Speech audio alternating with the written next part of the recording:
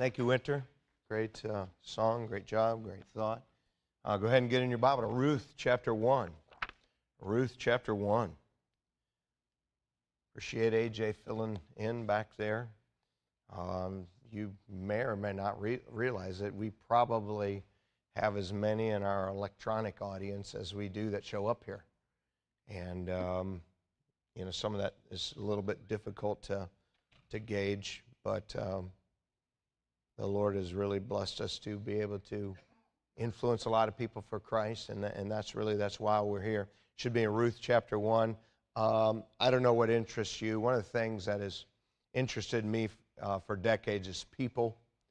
I'm always interested in what makes them tick. I'm interested in how they got where they are. I mean, even people that, I don't like how they live at all, I'm still interested in, how they ended up where they are. I mean, if someone ends up in the gutter, there's always some set of circumstances and life choices that person made that they got them there. And I want to understand those choices. I want to understand them so I can help people. I want to understand them so I can stay out of the gutter myself. In fact, one of the most destructive attitudes that any of us can ever embrace is this idea that, well, that worked out really badly for all those people, but it'll be okay for me. No, it's not. Though you and I are all unique, the Bible is very clear. Whatsoever we sow, that shall we also reap. You sow bad things, doesn't matter who you are, we reap bad things. If someone ends up successful in life and ministry, I want to know what made them tick, just like the person in the gutter.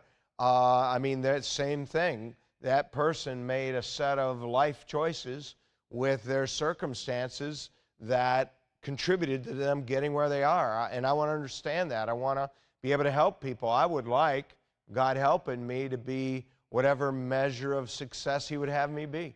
I don't think success is measured in the number of people. I don't think it's measured in how much money we make.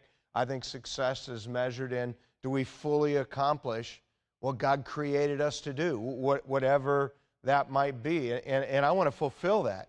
I want to, like Paul said in Acts chapter 20, I want to finish my course with joy. That was his goal in Acts chapter 20. In 2 Timothy chapter 4, he did that. He said, I've fought a good fight. I've finished my course. I've kept the faith. That's what I want. And so I want to know what made these people tick. What kind of choices did they make that got them where they are? Because the Bible is clear. Whatsoever a man soweth, that shall he also reap. And listen, one of the best decisions you'll ever make is just understand that, this kind of a life choice that worked for so many people, listen, it's going to work for you too. Whatever you sow, that's good, you reap. And so Bible characters have always interested me, in addition to reading biographies and watching them on television and those sorts of things. Now, the character I'd like to talk about, I think we're probably really familiar with her name, somewhat familiar with how her life turned out, but not very familiar at all with where she started. It's easy when you come here on a Sunday morning, and I know this happens, people come and they visit here and they look around the room and they think to themselves, these people have it all together. I don't belong here. The only reason they have it together is their life hasn't been as hard as mine. If they had the spouse I had, if they had the home I grew up in, they would never make the choices they're doing. That's kind of the way people look at other people. But the fact of the matter is that people don't succeed because they hit the lottery. People succeed at becoming whatever it is Christ designed them to be by making the right life choices, which brings up some questions. Did God really place you in a home where there was no possibility for your success? Did God really give you a disposition that makes it impossible for you to fulfill your role in your home that He designed? Did God allow things to happen in your life that are impossible for you to overcome. Remember, everything in a person's life, though we don't understand it, either was caused or allowed by God. By the way, if it's something evil, God didn't cause it. He did allow it. Is it really too tough? Listen, our God, our Creator, our Savior, He has never placed anyone in a time or in a circumstance that they could not overcome. You see, I think, if you're a student of the Bible, you're pretty familiar with the fact that Ruth is a picture of the Gentile bride for Jesus Christ and grace. But you know, it's also a practical story. And that's what I'd like to deal with tonight. If you're able to stand, if you would still stand, the title of my thought is Rising Above Our Circumstances. Rising above our circumstances. Now, we're going to read the first 5 verses of Ruth, but as we read, one of the things I want you to notice is I want you to notice the repetition of the word "and."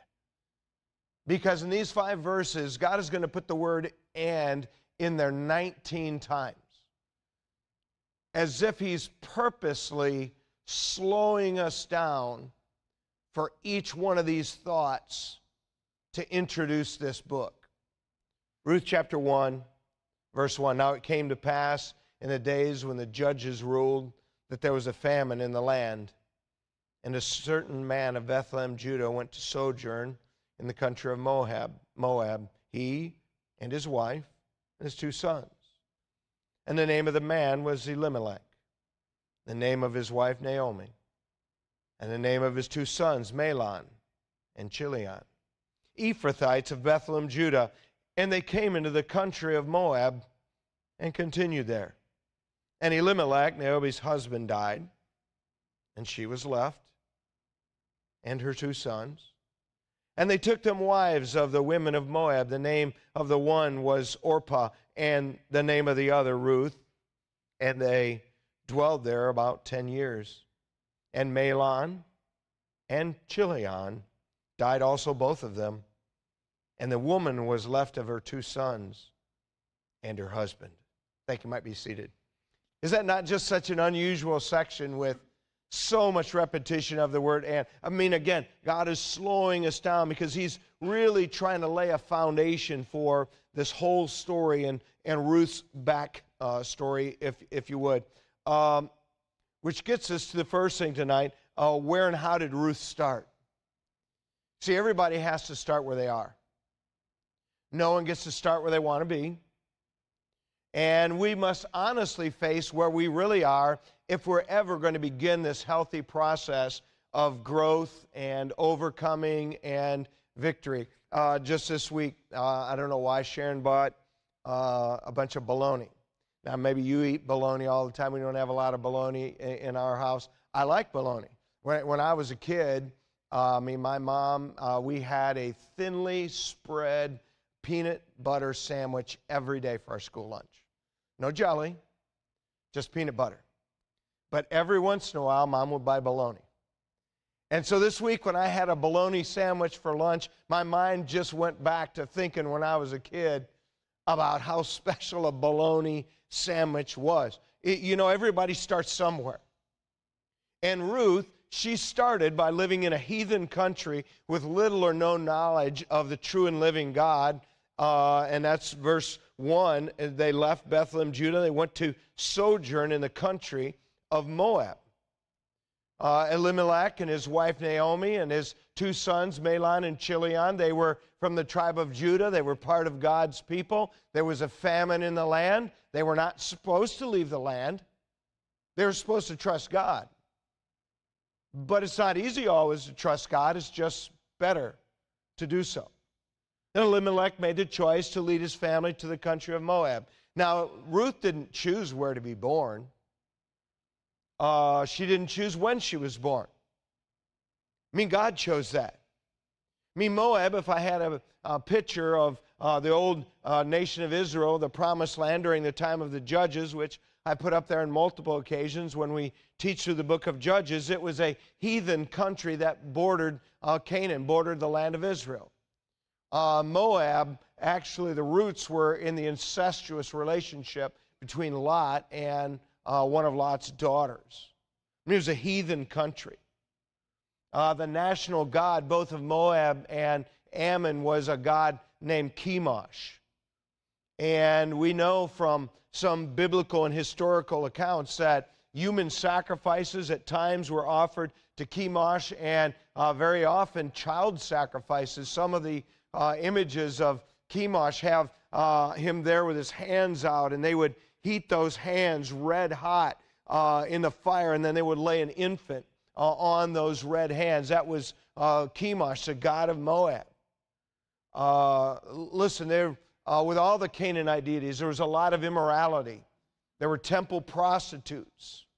It was just part of the culture in which she was born. I mean, she would have had no knowledge of Jehovah God, no knowledge of what it meant to live a moral life, and where she came from was so different from the holiness and the purity that Jehovah required of his people. Listen, I think we'd all agree that starting out in a place like Moab with that kind of idolatrous, immoral culture, I think we'd all consider that a pretty rough start.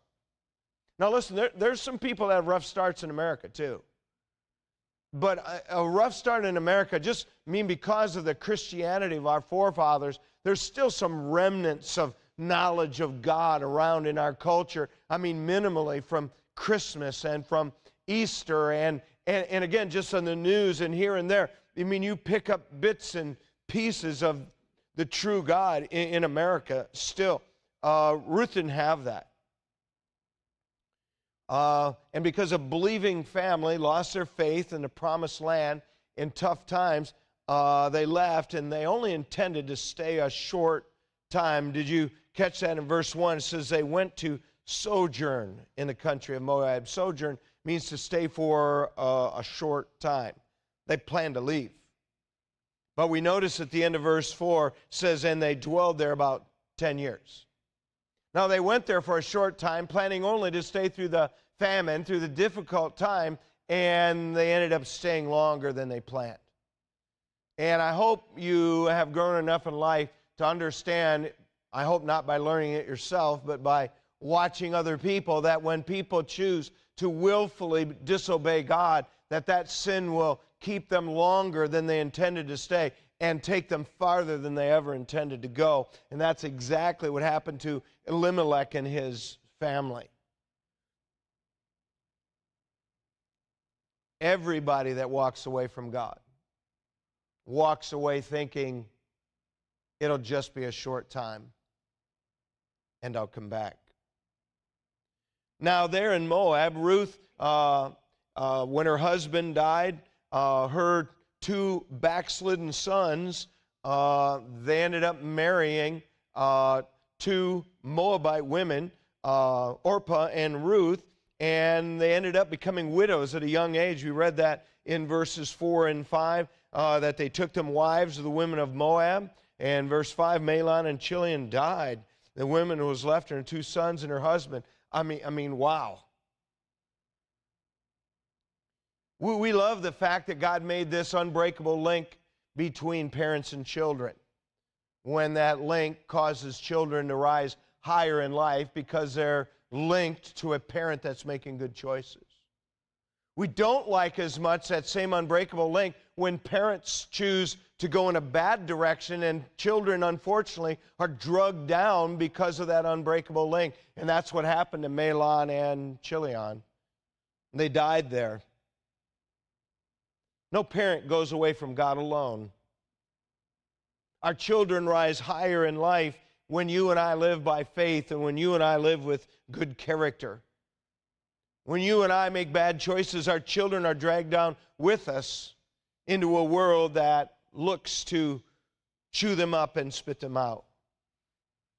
Listen, no believing person wants their child to marry an unbeliever.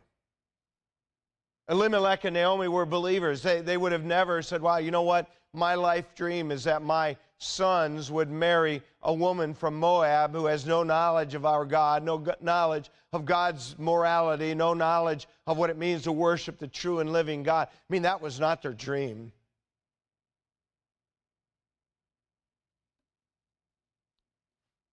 But even backslidden Mahlon and Chilion were doubtless better than the other men in Moab. At least they had some family values. At least they had some knowledge of Jehovah. At least they knew something of what God wanted. And in the end of this tragedy, Naomi, she decides to go back to the promised land and back to her family of faith in Bethlehem. In verse 6 says, then she arose with her daughters-in-law that she might return from the country of Moab, for she had heard in the country of Moab how that the Lord had visited his people in giving them bread. By the way, before we go on, notice there's the real hero of the story. Some unnamed person who in Moab said to Naomi, hey, you're here in this famished, immoral country. God has given his people bread back home.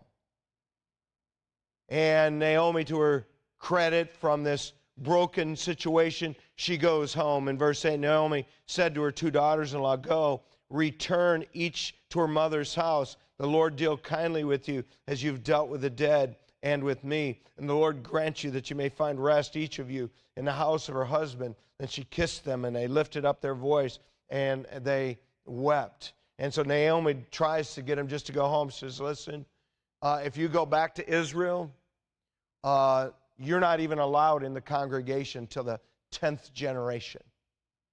If you come back as a Moabite, you will just forever be branded. You won't be welcome there. Go home, find yourself a husband, stay here. By the way, that's not good advice. But Naomi wasn't at a good place in her life.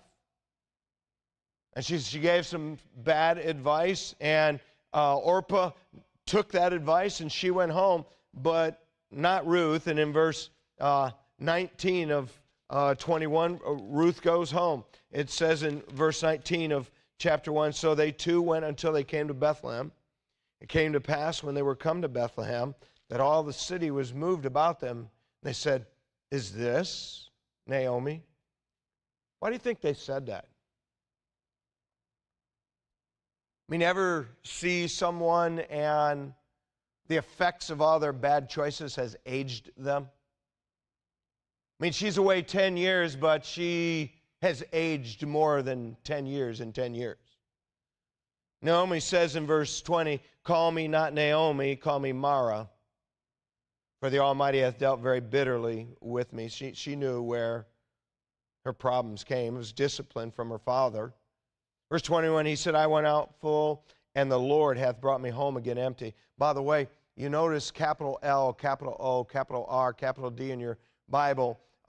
Remember, when you read that, that is the personal name of God, Jehovah. Now, Jewish people today, they won't pronounce the name of Jehovah.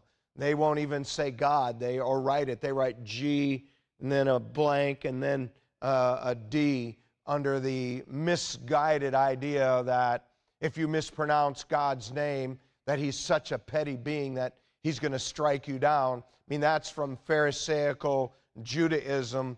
People of faith in the Bible, they didn't have any problems saying God's name. Naomi had no problem whatsoever. Verse 21, I went out full. The Lord, Jehovah, brought me home again empty. Why then call ye me Naomi, seeing the Lord hath testified against me, and the Almighty hath afflicted me. See, Naomi knew that her choice and her husband's choice had cost her and her family dearly.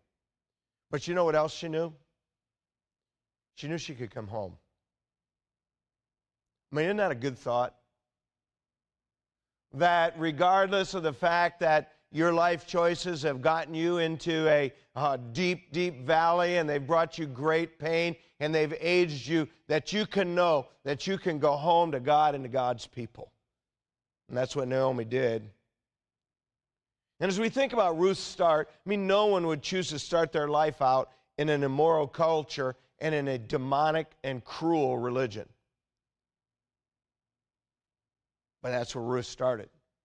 No one would choose to spend their young adult years as a young widow with no children. But that's where Ruth started.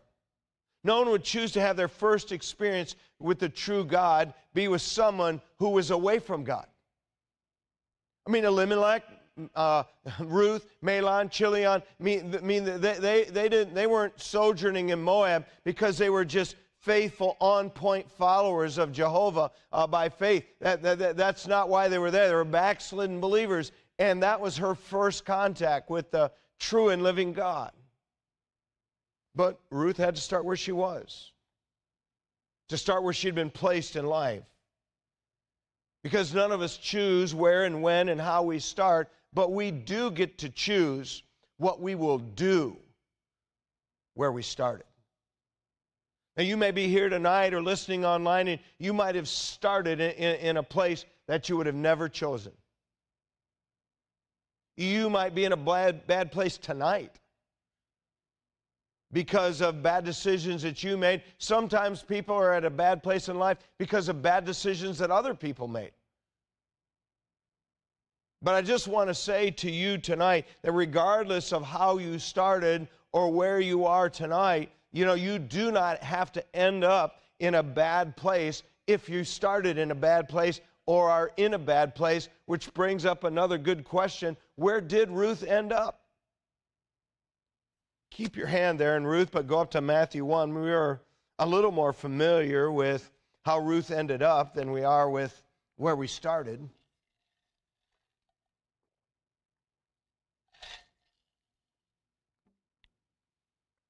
In Matthew chapter 1, by the way, whenever you suggest that someone read the Bible and that they start in the New Testament, I always warn them. I say, now the first 16 verses are genealogy.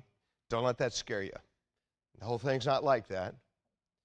But God has information for us in the genealogy, and we see one aspect of how Ruth ended up here in Matthew 1. Verse 1 says, the book of the generation of Jesus Christ, son of David, the son of Abraham. Abraham begat Isaac, Isaac begat Jacob, Jacob begat Judas and his brethren. Judas begat Pharez and Zerah of Tamar, and Pharez begat Esrom, and Esrom begat Aram, and Aram begat Amminadab, and Amminadab begat Nason, and Nason begat Salmon. And here it is, and Salmon begat Boaz of Rachab, and Boaz begat Obed of Ruth, and Obed begat Jesse. Did you see that? Ruth had a son named Obed. Obed had a son named Jesse. And Jesse had a son named David. Ruth, though she started in Moab, under circumstances none of us would ever want to start under, she ended up in the lineage of Jesus.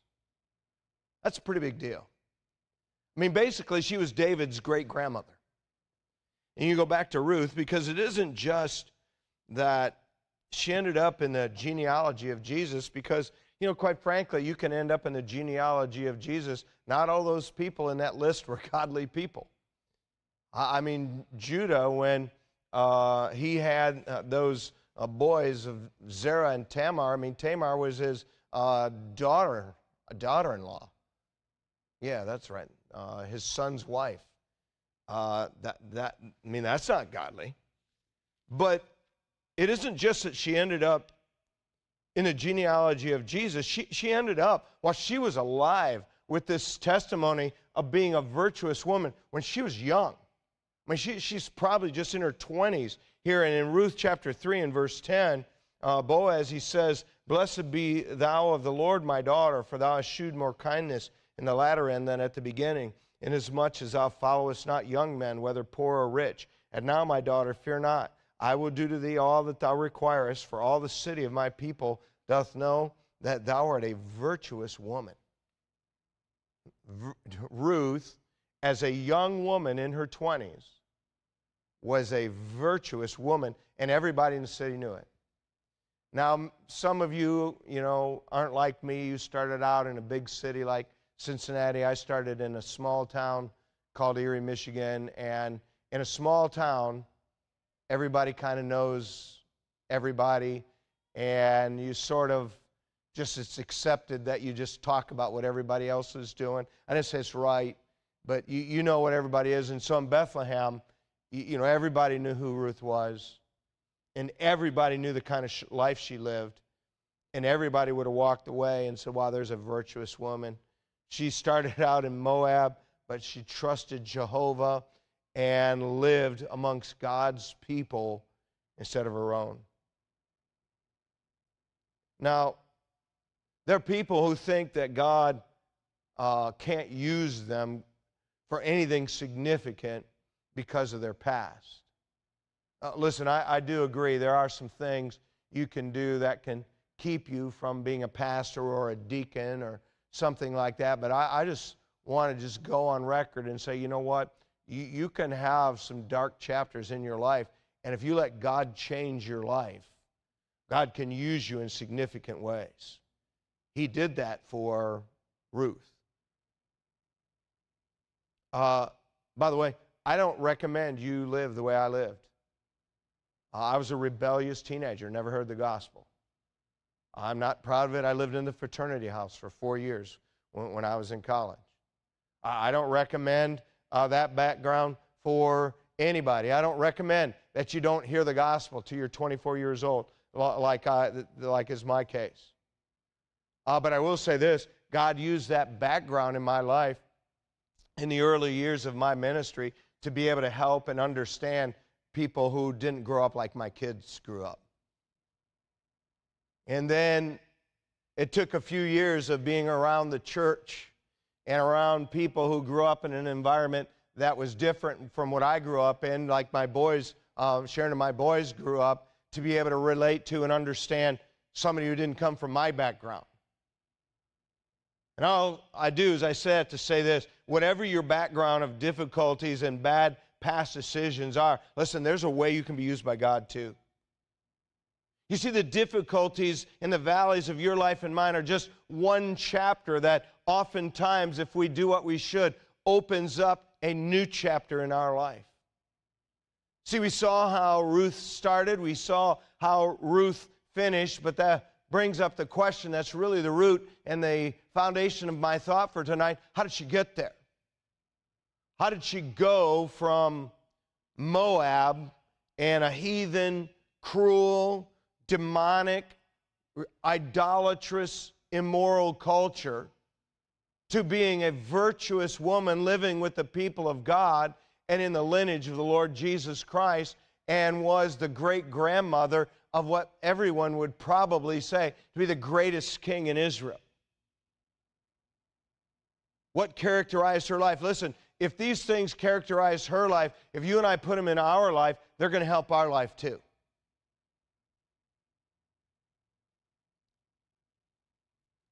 See, the average person thinks that someone who has a good marriage or parents their children well or is faithful to Christ and serving Him in the church or doing well in life, the average person thinks, well, they just are luckier than me.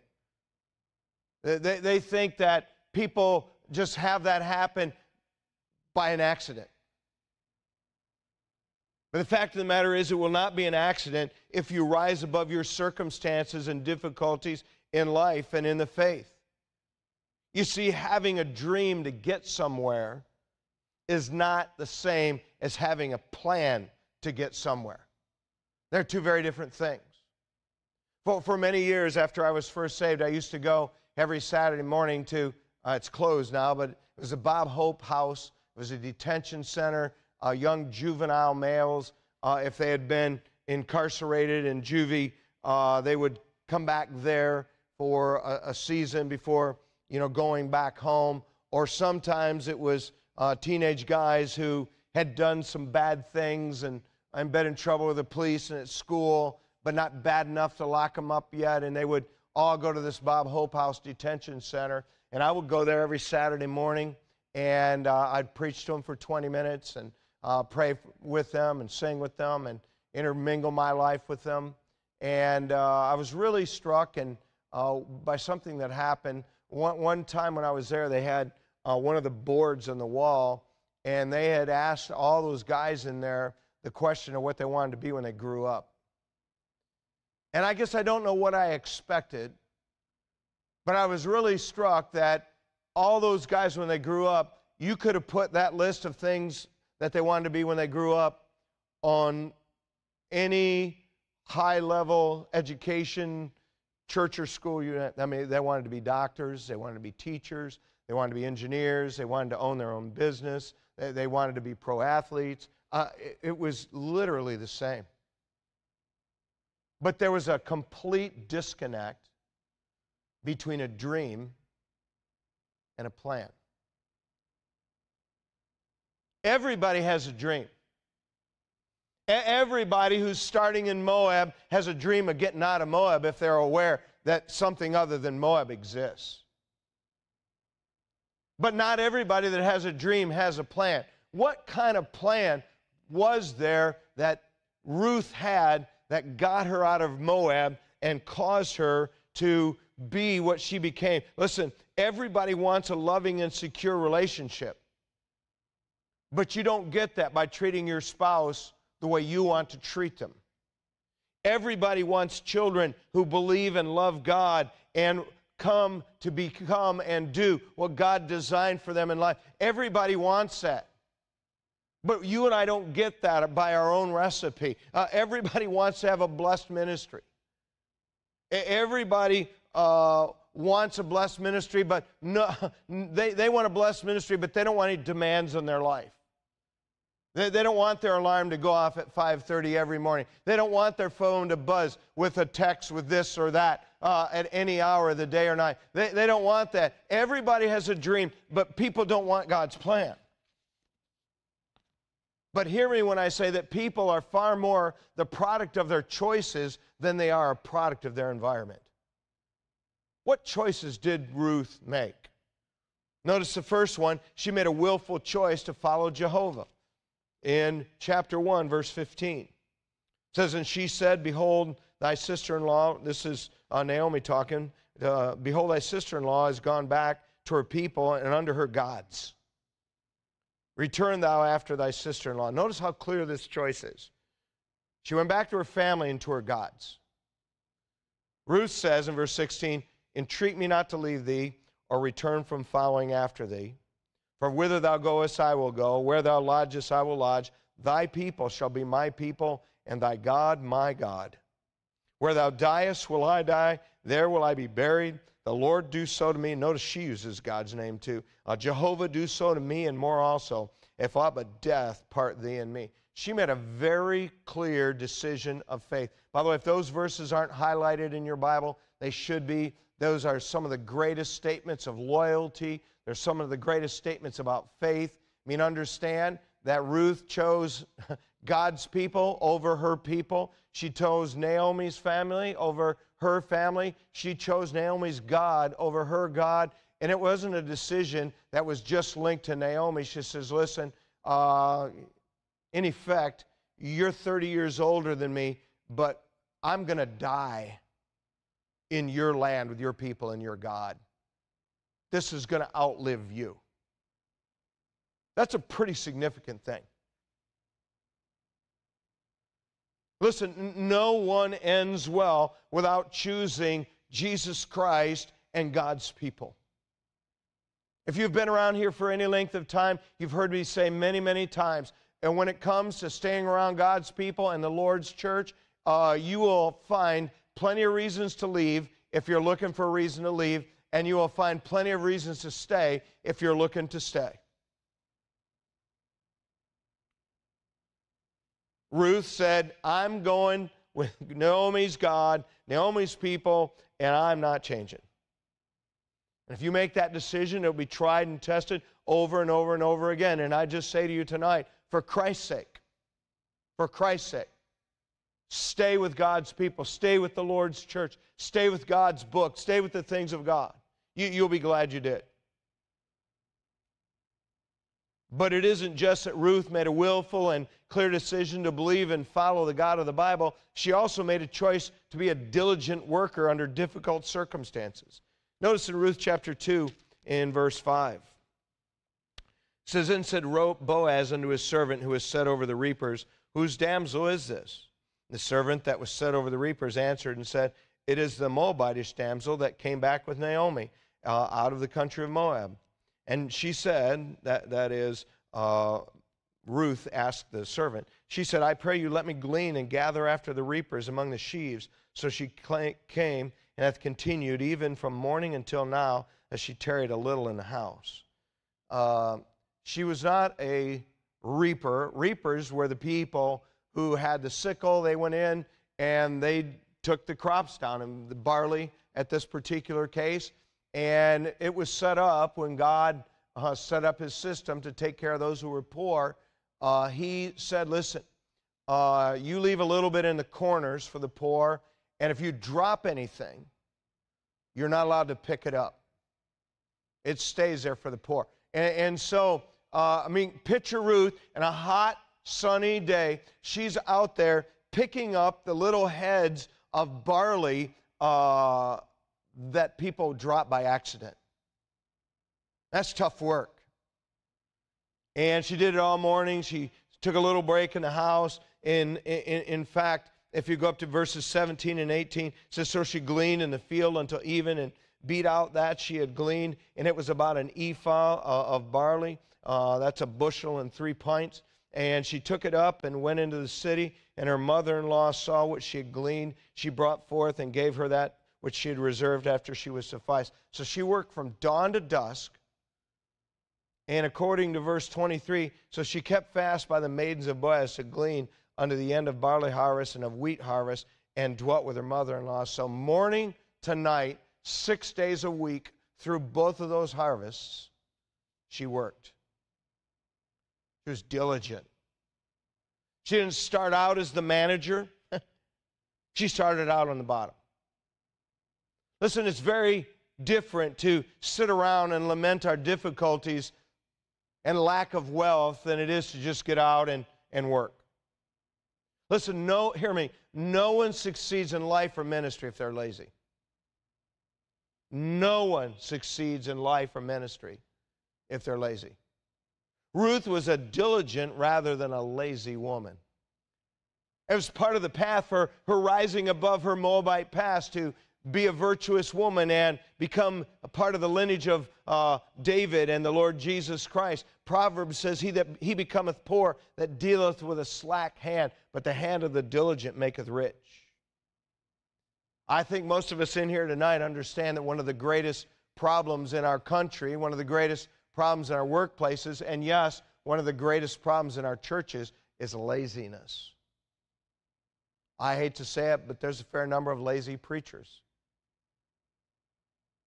Not all of them. There's some really, really good men. There's some really good men that just don't work that hard, but listen, diligence is important. It's one of the greatest character qualities you will ever teach your children, and one of the greatest character qualities you'll ever build in your own life. And you're going to have to do it on purpose. It is contrary to our fallen nature. There's a guy by the name of Zach Geiger, and he owned Mount Corey Carriage and Wagon in Mount Corey, Ohio, which is just south of Lima. These were the workplace rules he posted in his shop on April 5th, 1872. Here they are. Number 1, office employees will daily sweep the floors, dust the furniture, shelves, and showcases. Number 2, each day fill lamps, clean chimneys, trim wicks, wash the windows once a week. Here's the next one. The office will be open at 7 a.m., closed at 8 p.m. daily, except for Sabbath, on which it will remain closed. Each employee is expected to spend the Sabbath by attending church and contributing liberally to the cause of Christ. Number 4, men employees will be given an evening off each week for courting purposes, or 2 evenings in the week if they regularly go to church. Number 5, after an employee has spent 13 hours of labor in the office, he should spend time reading the Bible or other good books while contemplating the glories and building up of the kingdom. Number 6, every employee should lay aside from each pay a goodly sum of his earnings for his benefit during his declining years, so that he will not become a burden on the charity of his betters. Number 7, any employee who smokes Spanish cigars, uses liquor in any form, gets shaved at a barber shop, or frequents pool and public halls will give me good reason to suspect his worth, intentions, integrity, and honesty. Number 8, the employee who has performed his labors faithfully and without fault for a period of 5 years in my service, and hath been thrifty as an employee, attentive to his religious duties, and is looked on by his fellow men as substantial and a law-abiding citizen, will be given an increase of 5 cents a day. I was just curious. I mean, how much is 5 cents in 1870 worth today? It's $1 a day. Now, I don't know how many people, even in 1872, says, nah, I'm not working for that guy. I don't know. But I do know this. You put that up today, and you know how many employees you get? Zero. Zero. Because we don't have a good concept of diligence. I mean, Ruth chose God. She chose to be diligent. And you know what? She chose to build her home in a way that was different than the way she was raised. Go to the end of Ruth in chapter 4, verse 13. It says, so Boaz took Ruth, and she was his wife. And when he went in unto her, the Lord gave her conception. She bare a son. And the women said unto Naomi, blessed be the Lord, which hath not left thee this day without a kinsman, that his name may be famous in Israel. He shall be unto thee a restorer of thy life, and a nourisher in thine old age, for thy daughter-in-law, which loveth thee, which is better to thee than 7 sons, hath borne him. And Naomi took the child, laid it in her bosom, and became nurse to it. Do you see how she embraced the family values of her new people? I mean, she come from a culture where they would offer child sacrifices, come from a selfish, immoral culture, and now she's glad to have her mother-in-law nourishing her child. She not only chose faith in Jehovah, she chose to embrace the kind of home, the kind of values that our Creator teaches. Hey, listen, no one is a slave to become all you know if all you know is something that's not right. All of us, God helping us, have the option, by the grace of God, to rise above our circumstances. Listen, there's some people, and I hear their story, and I think to myself, wow, man, that's a rough start. And though compared to my children, I had a rough start. But compared to some of the stories I hear, you know what? I didn't have it that bad. But regardless of what or how or where you started, by the grace of God, you choose God. You decide to be diligent.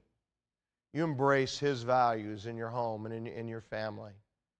And you will rise above your circumstances. Amen. If you bow your head and close your eyes and